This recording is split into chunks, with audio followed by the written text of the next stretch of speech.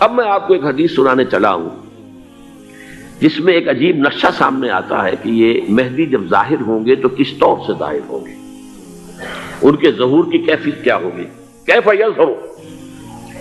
یہ روایت ہے حضرت ام سلمہ سے رضی اللہ تعالی عنہا، حضور کی زوجہ محترمہ ہیں، فرماتی ہیں ام سلمہ عن النبی صلی اللہ علیہ وسلم قال یکون اختلاف عند موت خلیفۃ، موت خلیفۃ، حضور نے فرمایا ایک خلیفہ کی موت پر اختلاف واقع ہو جائے گا، خانہ جنگی ہو جائے گی۔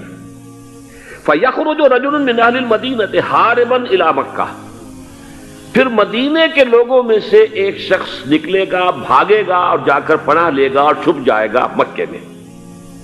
فَيَأْتِيهِ نَاسٌ مِّنْ أَهْلِ مَكَّةِ، پھر اس کے پاس آئیں گے اہل مکہ، مکہ کے لوگ، فَيُخْرِجُونَهُ، اور اسے نکالیں گے، جہاں وہ چھپے ہوئے ہوں گے وہاں سے نکالیں گے۔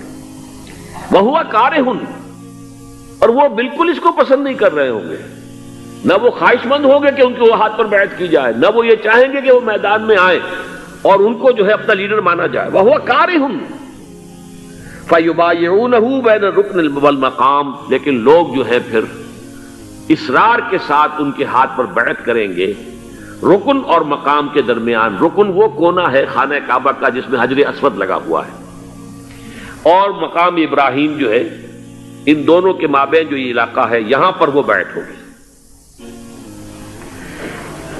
وَيُبْعَثُ إِلَيْهِ بَعْثٌ مِّنَ الشَّامِ، ان کے خلاف ایک لشکر بھیجا جائے گا شام سے۔ نہیں کہا جا سکتا کہ باسی حکومت اس وقت کی جو ہے اس کی طرف سے کوئی مسئلہ اس طرح کا اٹھ کھڑا ہو، اس لیے کہ ابھی تو بہرحال باسی حکومت وہاں ہے۔ فَيُخْسَفُ بِهِمُ بِالْبَيْضَاءِ بَيْنَ مَكَّةَ وَالْمَدِينَةِ، لیکن اللہ تعالیٰ اس لشکر کو مکے اور مدینے کے درمیان وادی بیضاء میں دھسا دے گا زمین کے اندر، پورے کے پورے لشکر کو۔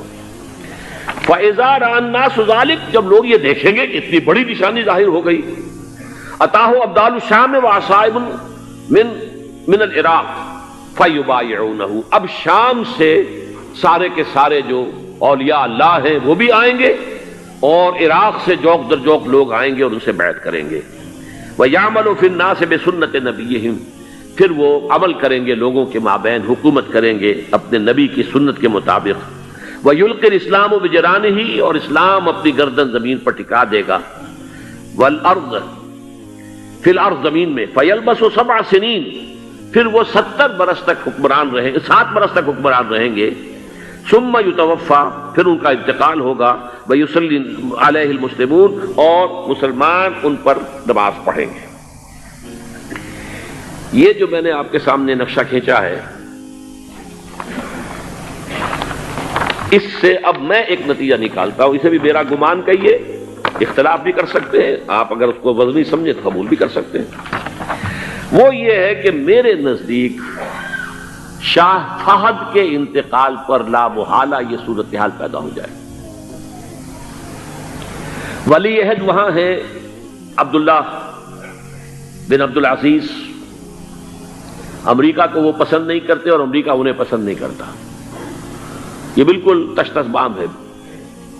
امریکہ نے لازماً جس طریقے سے اپنے پنجے گاڑے ہیں سعودی عرب کے اندر، اپنا فوجی اڈا بنایا ہے، تو آسانی کے ساتھ وہاں سے اپنے پنجے ہٹانے کے لیے تیار نہیں۔ ایک حدیث میں آتا ہے قرن الشیطان، نجد سے شیطان کا سینگ برآمد ہوگا، وہ شیطان کا سینگ ہے، جو میزائل وہاں پر لگے ہوئے ہوں گے اس وقت، در حقیقت وہ سارے کے سارے جو ہیں وہ شیطان کے سینگ ہیں۔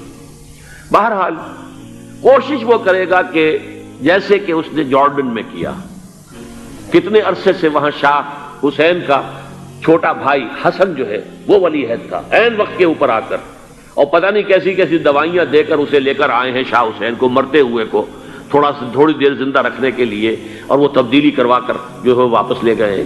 تو یہ معاملہ ہوا ہے، تبدیلی کروا دی، وہاں تو ہو گئی آرام سے، کوئی بات نہیں۔ بحرین میں بھی غالباً ایسا ہی معاملہ ہوا ہے، واللہ عالم، مجھے یاد پڑتا ہے کہ وہ چاہتے ہیں کہ ہمارا پسند کا آدمی آئے۔ اگر سعودی عرب میں یہ کام کیا گیا تو اس کا لازمی نتیجہ خانہ جنگی ہوگا، اس لیے کہ وہاں کی روایت کی بڑی سخت ہے، بڑی پختہ ہے۔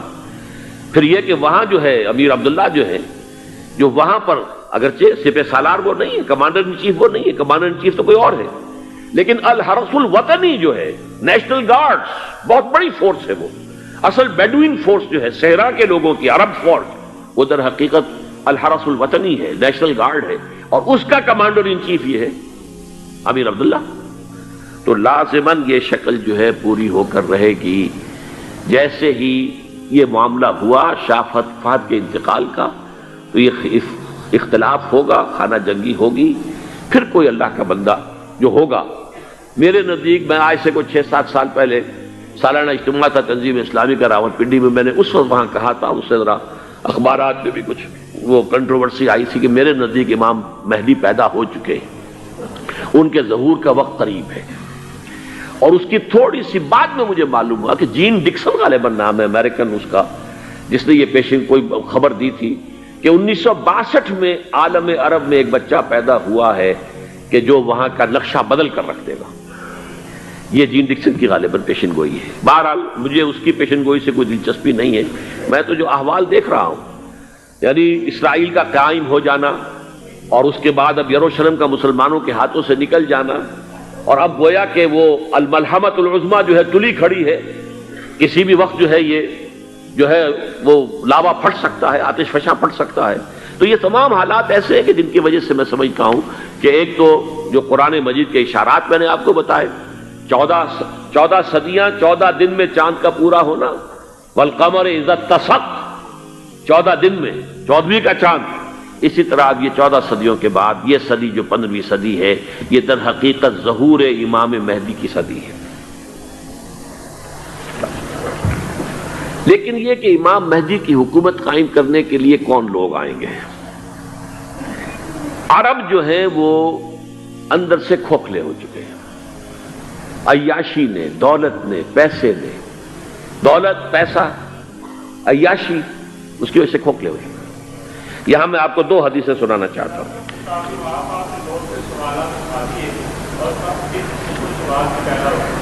بہت سے ہوئے، آپ اطمینان سے تشریف رکھیے۔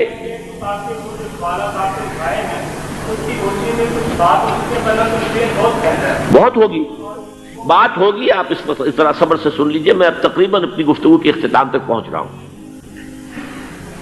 سنن ابن ماجہ کی روایت ہے حضرت ابو ہریرہ سے رضی اللہ تعالی عنہ، قال قال رسول اللہ صلی اللہ علیہ وسلم اذا وقعت الملاحم بعث اللہ بعثا من الموالی هم اکرم العرب فرسا واجودہ سلاحا یوید اللہ بہم الدین، رواہ ابن ماجہ عن ابی ہریرہ رضی اللہ تعالی عنہ۔ جب ملاحم کا دور شروع ہوگا تو اللہ تعالیٰ اٹھائے گا ایک لشکر یا لشکروں پر لشکر موالی میں سے۔ موالی کون ہے؟